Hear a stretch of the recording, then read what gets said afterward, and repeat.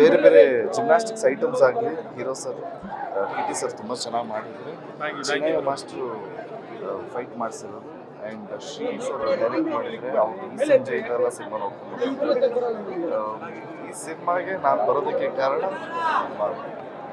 ಮೂರ್ತಿ sir. So ಇಡೀ entire cinema ಚೆನ್ನಾಗಿದೆ, especially climax ಅದು ಲಾಸ್ಟ್ ತುಂಬ ಚೆನ್ನಾಗಿದೆ.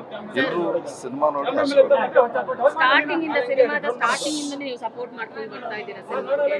ಸೊ ಒಂದಿಷ್ಟು ಅಂಶಗಳನ್ನ ಅಂದ್ರೆ ಜೈ ಭೀಮ್ ಅಂಶಗಳನ್ನ ಎಲ್ಲ ಹೇಳ್ತಿದ್ದಾರೆ, ಏನು ನ್ಯಾಯ ಸಿಗ್ಬೇಕನ್ನ ಮಾಡಿಸ್ಕೊಟ್ಟಿದ್ದಾರೆ ಅಂತ. ಸೊ ನಿಮ್ಗೆ ಏನ್ ಅನ್ಸುತ್ತೆ?